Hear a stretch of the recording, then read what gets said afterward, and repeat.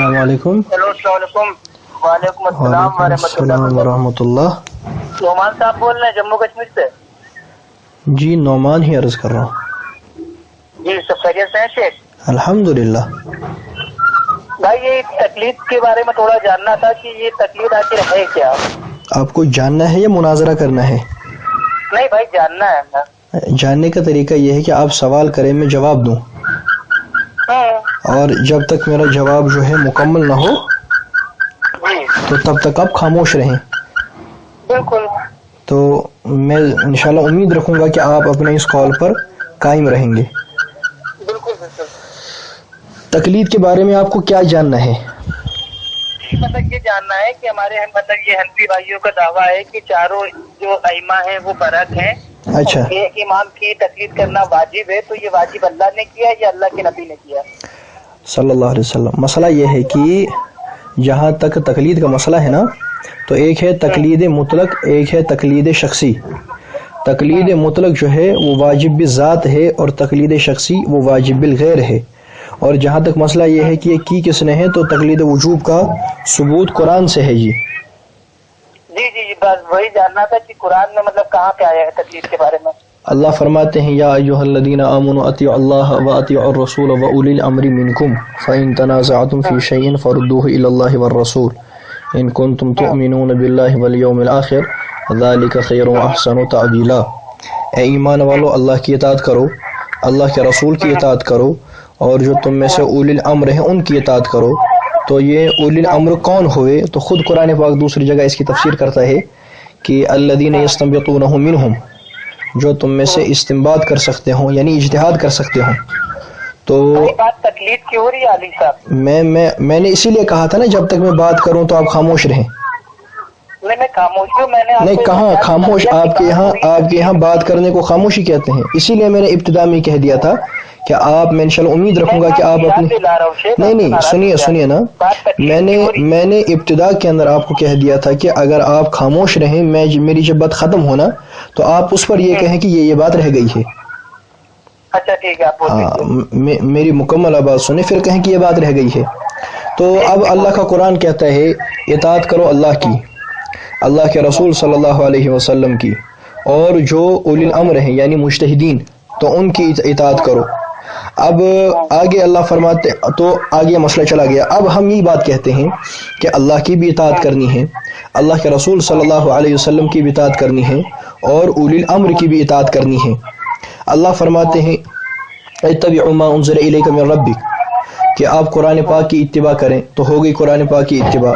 آگے اللہ فرماتے ہیں قل ان کنتم تحبون اللہ فاتبعونی یحببکم اللہ، کہ حضور علیہ الصلوۃ والسلام کی اتباع کی جائے.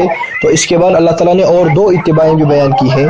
ایک یہ کہ ومن یشاقق الرسول من بعد ما تبین له الهدى ویتبع غیر سبیل المؤمنین نوله ما تولى ونصلہ جہنم وساءت مصیرا، کہ امت کے اجماع کی بھی اتباع کی جائے. اور چوتھی اتباع اللہ تعالیٰ نے یہ بھی بیان کی ہے کہ واتبع سبیل من اناب الیہ، کہ جو بھی میری طرف رجوع کرتا ہے اس کی اتباع کی جائے. تو مجتہد بھی اجتہادی مسائل میں اجتہادی قیاس کے ذریعے سے غیر منصوص کا رجوع منصوص کی طرف کرتا ہے تو وہ بھی اس میں شامل ہوگا، تو اس کی اتباع کا بھی اللہ تعالیٰ نے حکم دیا. اب آپ کا مسئلہ یہ ہے کہ میں نے تقلید کے بارے میں کہا ہے، تو آپ کو شاید پتہ ہوگا تقلید کی ہم تعریف کیا کرتے ہیں. تقلید کی ہم تعریف کرتے ہیں التقلید اتباع الانسان غیرہ فیما یقول او یفعل معتقدا للحقیۃ فیہ من غیر نظر الی الدلیل كأن هذا المتبع جعل قول الغیر او فعله قلادة في عنقه من غیر مطالبة دلیل. تقلید کہا جاتا ہے، خلاصہ اس کا یہ ہے، تقلید کہا جاتا ہے اتباع کرنے کو، تقلید کہا جاتا ہے کسی انسان کی اتباع کرنے کو، اور اس طریقے سے کہ اس سے بات لی جائے معتقدا للحقیۃ، اس نظریے کے ساتھ کہ یہ جو بات بتائے گا کتاب و سنت کے مطابق بتائے گا، اور اس سے دلیل کا مطالبہ نہ کرنا، اس کو کہا جاتا ہے تقلید.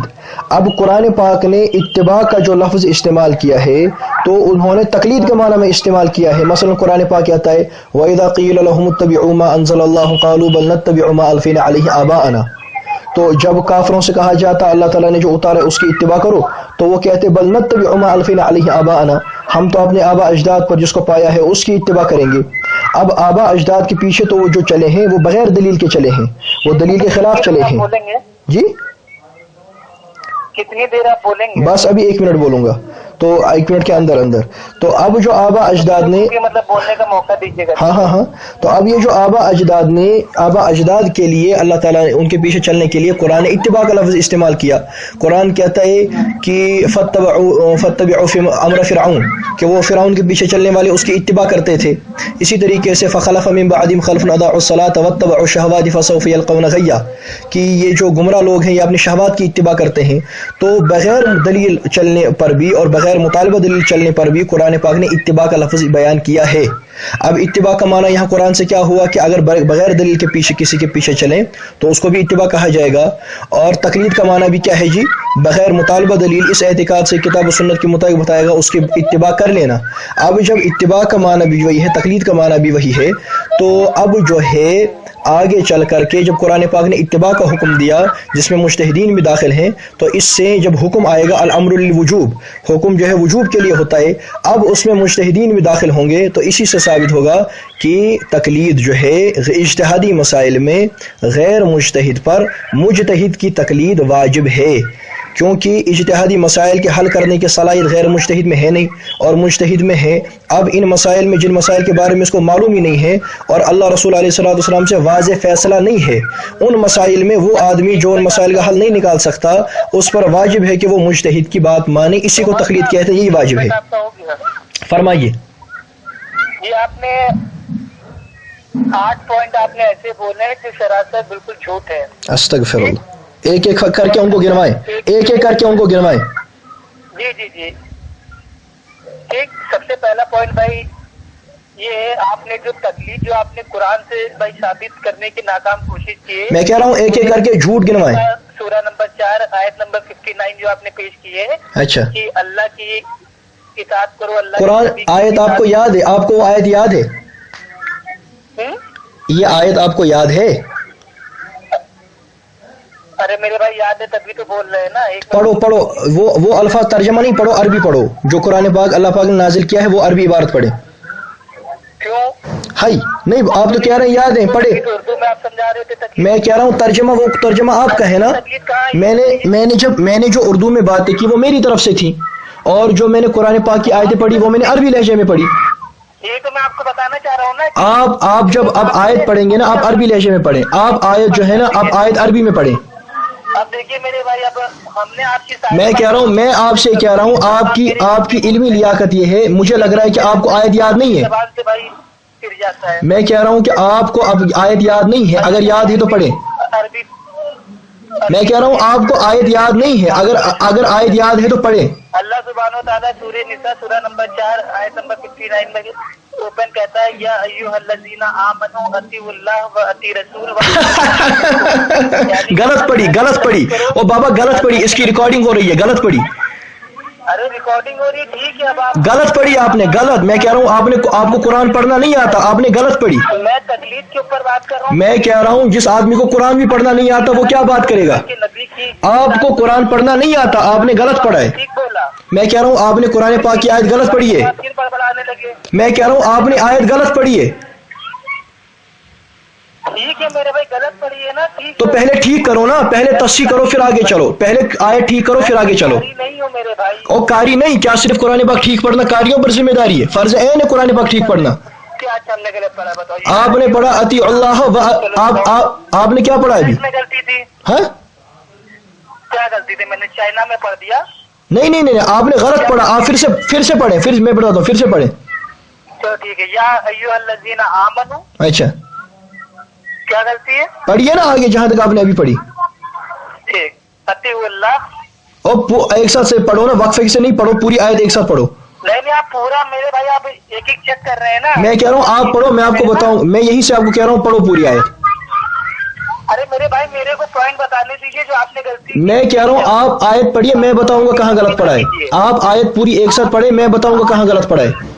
8 आपने झूठ बोल रहे हैं। मैं कह रहा हूँ आप आयत ठीक पढ़े ना। आपने अल्लाह के कुरान पर झूठ बोला, आपने गलत आयत पढ़ी। बेवकूफ बनाते हैं आप। मैं कह रहा हूँ आपने आयत गलत पढ़ी। आवाम को बेवकूफ क्यों बनाते? हाय बाबा, बेवकूफ मैं हूँ या बेवकूफ तू है जिसको आयत भी पढ़नी नहीं आती और अबू हनीफा के खिलाफ भौंकते हो? सूरह नंबर 4 आयत नंबर 59 से तकलीद का रद्द हो रहा है। मैं कह रहा हूँ पढ़ो आयत पढ़ो। अनपढ़ जाहिल आदमी कहेंगे आयत पढ़ो। اگر حاکموں میں اختلاف، میں کہہ رہا ہوں آیت پڑھو، آیت پڑھو، اللہ کے نبی کی طرف اگر تم آخرت کے دن پہ ایمان رکھتے ہو تو میں کہہ رہا ہوں آیت پڑھو، آیت، رد ہو رہا ہے۔ آیت پڑھو، آیت، میں کہہ رہا ہوں آیت پڑھو بابا، بابا آیت پڑھ، اتنا بڑا ظلم ہے یہ میرے بھائی، جس آیت میں کہہ رہا ہوں آیت پڑھو، آیت پڑھو، آپ نے میرے بھائی تکلیف کو ثابت کر دیا، او بابا آیت پڑھو، آیت پڑھو، اور آیت، دوسرا آپ نے کیا کہا؟ اندھا پاگل فون کر دیا۔